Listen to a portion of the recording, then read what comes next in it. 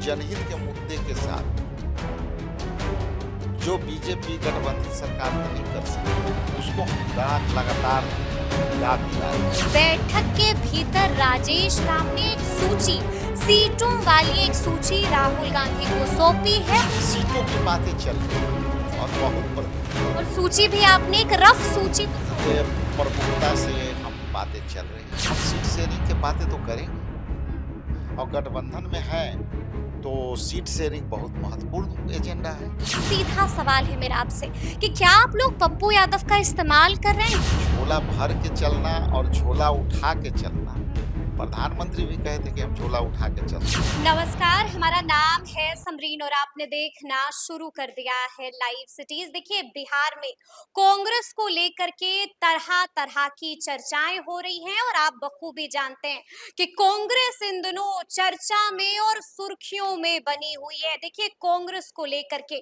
तरह तरह के सवाल हैं जो बार बार जहन में आ रहे हैं। तो आइए फिर इन तमाम सवालों का सीधा जवाब जानेंगे बिहार कांग्रेस के प्रदेश अध्यक्ष राजेश राम जी से। सबसे पहले बहुत शुक्रिया बातचीत के लिए। थैंक यू, आपको भी शुक्रिया, आपके चैनल को भी बहुत शुक्रिया। जी, सबसे पहले राजेश जी, हम आपसे जानना चाहेंगे, जैसा कि मैंने शुरू में ही कहा कि इन दिनों चर्चा में बनी हुई है कांग्रेस। सब यही जानना चाह रहे हैं कि आखिर इस बार बिहार में करना क्या चाहती है कांग्रेस, क्या करना चाह रहे हैं? हम बिहार में जो एसआईआर के थ्रू वोटरों का नाम काटा जा रहा है उसको जुड़वाना चाहते हैं, उसको रोकना चाहते हैं कि जो वोटर हैं 8 करोड़ उस वोटरों को मत देने से वंचित की करने की साजिश है। उसको हम लोग वोटर से नाम छंटने की प्रक्रिया को रोकना चाहते हैं और हम लोग कांग्रेस पार्टी के तमाम कार्यकर्ताओं के साथ गुंडा राज कायम है, उस पर हम चाहते हैं कि विराम लगे। कांग्रेस पार्टी ये चाहती है कि युवाओं के रोजगार की बात हो। कांग्रेस पार्टी ये चाहती है कि जो बिहार में जो जघन्य से जघन्य हत्या, बलात्कार, लूट हो रहे हैं उस पर विराम लगे। इसी के परिप्रेक्ष्य में हम काम कर रहे हैं। लेकिन चुनाव के मद्देनजर क्या चाह रही है कांग्रेस? अचानक से आप लोग खूब एक्टिव और खूब सक्रिय नजर आ रहे हैं राजेश जी। देखिए, ऐसा है कि हम पार्टी के दायित्व को समझने वाले लोग हैं और पार्टी एक विचारधारा से चलती है और उस विचारधारा के थ्रू हम जनहित के मुद्दे के साथ जो बीजेपी गठबंधन सरकार नहीं कर सकी उसको हम लगातार याद दिला रहे हैं और आने वाले समय में याद दिलाते रहेंगे, ताकत से याद दिलाते रहेंगे। कुछ वक्त पहले दिल्ली में बड़ी बैठक हुई है कांग्रेस की और देखिए, बैठक के अंदर की कई तरह की खबरें भी निकल के आई है, लेकिन सीधा सवाल हम आपसे ही जानना चाहेंगे, क्या कुछ तय हुआ है बैठक के भीतर? देखिए, वहां की बैठक खास करके लोकसभा के अंदर फ्लोर मैनेजमेंट को लेकर के था कि इंडिया गठबंधन के लोग जो एसआईआर के मुद्दे हैं उसको हम सदन के अंदर अपनी जनहित के मुद्दे जिनकी वोट देने से वंचित होंगे उनके अधिकारों की लड़ाई कैसे लड़ें, जो मुझे ज्ञात है। उसी तर्ज पर बिहार में भी विधानसभा खुल गया आज से, तो उसी मुद्दा को हम लोग भी यहाँ लेकर के चल रहे हैं। चूंकि वहाँ केंद्र की सरकार बैठी हुई है, इलेक्शन कमीशन ऑफ इंडिया बैठी हुई है और यहाँ बीजेपी की सरकार बैठी हुई है, तो हम लोग दोनों जगह स्ट्रेटेजिकल ये था कि जो मुद्दा वहां उठेंगे वही मुद्दा यहाँ उठेगा। लेकिन हमारे पास भी एक खबर निकल के आई है और खबर ये आई है कि बैठक के भीतर राजेश राम ने एक सूची, सीटों वाली एक सूची राहुल गांधी को सौंपी है और कहा तो ये भी जा रहा है कि उसमें 58 से लेकर 62 सीटों का जिक्र है। इस बात में कितनी सच्चाई है राजेश? देखिए, अंदर की बातें कहाँ से आपके पास ही बातें आई, सीटों की बातें चल रही है और बहुत और सूची भी आपने एक रफ सूची तो सौंपी है। प्रमुखता से हम बातें चल रही है। सभी गठबंधन के साथी बहुत खुले मन से हम लोग कर रहे हैं सीट शेयरिंग पर भी चर्चा तेजी से चल रही है और हम लोग जल्दी से जल्दी सीट शेयरिंग के मुद्दे को, मैनिफेस्टो कमेटी के मुद्दों को, कैंपेनिंग कमेटी के मुद्दों पर हम लोग एक-एक कर के सारे परिमाणिक परमान जल्दी आप लोग को बीच में आएगा। हम लोग इस मुद्दे पर काम कर रहे हैं। काम कर रहे हैं यानी कि आपने इनकार नहीं किया मेरी बात से, स्वीकार भी नहीं किया लेकिन इनकार भी नहीं किया और आपकी खामोशी ने सब बता दिया। देखिए, ऐसा है कि राजनीतिक मुद्दे, हम यदि लोकतांत्रिक व्यवस्था के तहत चुनाव लड़ना राजनीतिक पार्टी का अपना अधिकार है और वोट देना जनता का अधिकार है। तो हम सीट शेयरिंग की बातें तो करेंगे और गठबंधन में है तो सीट शेयरिंग बहुत महत्वपूर्ण एजेंडा है। तो उस महत्वपूर्ण एजेंडे को हम पीछे की गलतियों को ना दोहराते हुए हम सकारात्मकता के साथ सभी अपने पार्टनर के साथ एक सुसज्जित और प्रशासनिक तरीके से हम लोग आगे बढ़ रहे हैं और बहुत सकारात्मक रिजल्ट आने वाला समय में दिखेगा। लेकिन बड़ा सवाल ये बना हुआ है कि उस बैठक में कैसे-कैसे पप्पू यादव को शामिल किया गया? देखिए, पप्पू यादव जी बहुत दिनों से कांग्रेस के समर्थक हो गए हैं।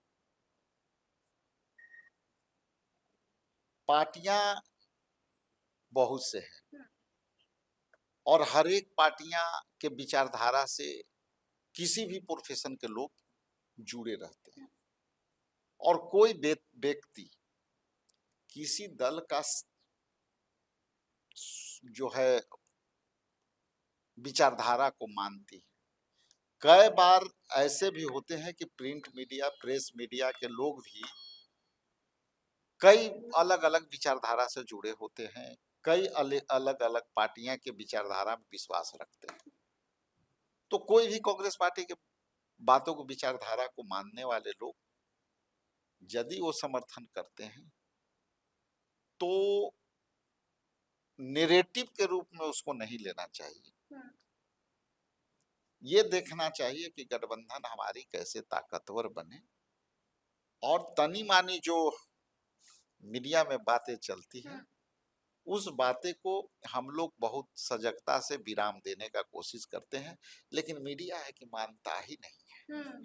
जैसे दिल नहीं मानता है, जैसे दिल नहीं मानता है। लेकिन हम आपसे ये भी जानना चाहेंगे कि लोग ये बातें कह रहे हैं राजेश जी, लगातार लोग कह रहे हैं कि बिहार बंद वाले दिन पप्पू यादव के साथ जो हुआ, कन्हैया कुमार के साथ जो हुआ, उसके बाद उन्हें बैठक में बुलाना यानी कि पप्पू यादव का इस्तेमाल कर रही है कांग्रेस। सीधा सवाल है मेरा आपसे कि क्या आप लोग पप्पू यादव का इस्तेमाल कर रहे हैं या फिर पप्पू यादव को कोई बड़ी जिम्मेदारी भी सौंपिएगा?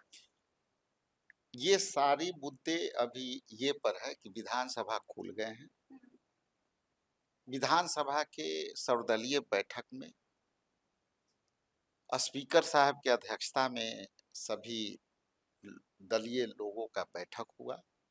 उस बैठक में कांग्रेस पार्टी ने प्राथमिकता से मांग की कि यहाँ जो गुंडा राज कायम है उस पर एक सरकार का वक्तव्य आवे, सदन के अंदर बहस हो, डिबेट हो। जो सरकार ने मेरा सवाल पप्पू यादव से जुड़ा मना कर दिया जी।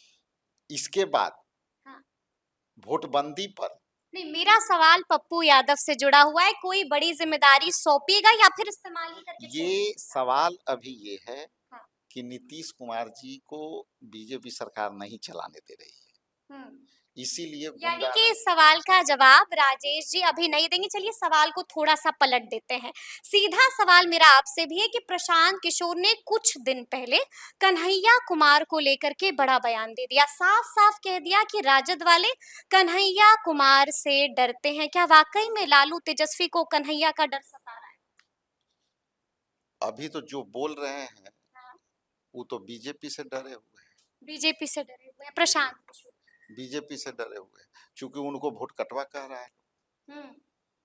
तो वो डाइवर्ट कर और वो आप लोगों को कहते हैं झोला उठाने वाली पार्टी है आप लोग। ठीक है, ऐसा है कि हम झोला उठाने वाले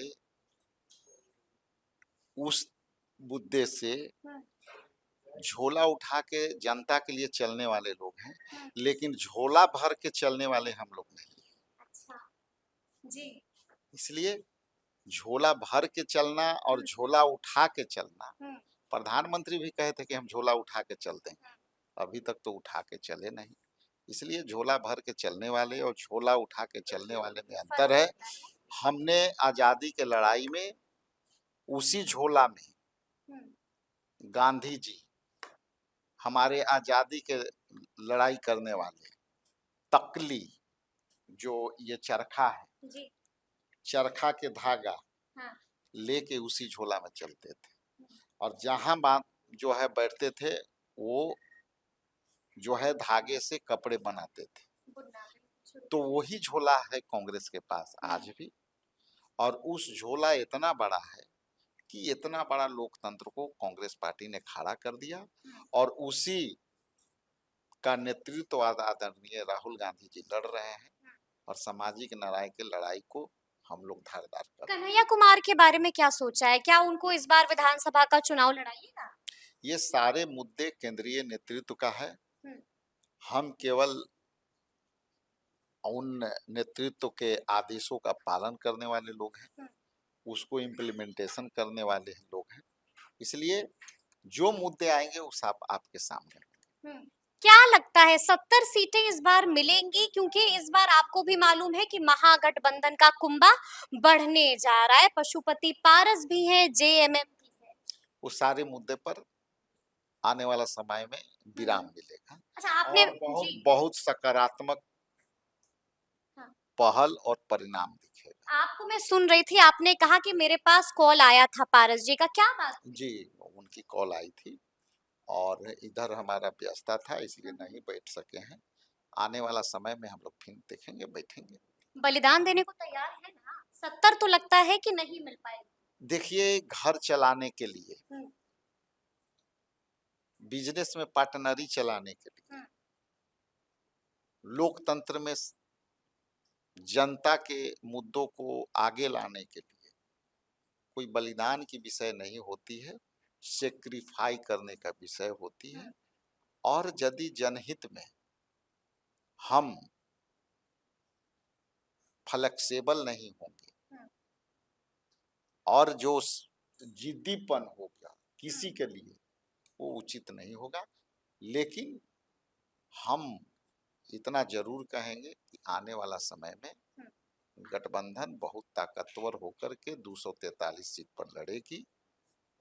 243 सीट हमारा है, हुँ, 243 सीट पर महागठबंधन और इंडिया गठबंधन की सरकार बनेगी हुँ। और 243 सीट पर इंडिया गठबंधन जीतेगी और बीजेपी समर्थित सरकार को हम लोग बिहार से बाहर करेंगे। हुँ, ये हमारा एजेंडा है। ये एजेंडा है, लेकिन अगर हम दिल्ली की बैठक का ज़िक्र करें, तो जैसे ही पप्पू यादव बैठक संपन्न होने के बाद बाहर निकले और उनसे पूछा गया कि सीएम फेस महागठबंधन का कौन होगा, तो उन्होंने साफ-साफ कह दिया, आपका भी नाम लिया था कि कांग्रेस में भी कई बड़े-बड़े लोग हैं जो सीएम फेस हो सकते हैं। उन्होंने साफ-साफ आपका भी ज़िक्र किया, राजेश राम का ज़िक्र किया, तारिक अनवर का ज़िक्र किया। इत्तेफाक अभी रखते हैं उनसे? अभी गठबंधन ताकतवर होगा जी। और जब ताकतवर होगा हुँ, तो उन सभी पहलुओं पर गठबंधन के कोऑर्डिनेशन कमेटी के अध्यक्ष हुँ।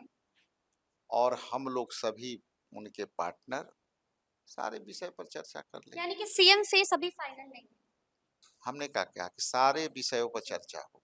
चर्चा होगी। हाँ, ओके। चलिए एक अंतिम सवाल है, राहुल गांधी भी आ रहे हैं, कब आ रहे हैं? जब आएगा मिनट्स तो बता देंगे। कहा ये भी जा रहा है कि गांधी मैदान में कोई बड़ी रैली भी होने जा रही अभी उसकी हमको सूचना अभी नहीं है, प्रीमेच्योर है, तैयारी कुछ लोगों से हमारी बात हुई है, लेकिन उस पर अभी हम काम कर रहे हैं। है। जब यह बातें आएगी तो आपको बताएंगे। बताया जाएगा। तो सुना आपने क्या कुछ कहा है राजेश राम जी ने, हर एक सवाल का बड़ी ही बेबाकी के साथ जवाब भी दिया है। तो फिर ये पूरी बातचीत, पूरी चर्चा आपको कैसी लगी है, कमेंट करके हमें जरूर बताइएगा। तो ऐसे तमाम अपडेट्स के लिए बिल्कुल ऐसे ही हमारे साथ बने रहिएगा और देखते रहिएगा लाइव सिटीज। बहुत शुक्रिया।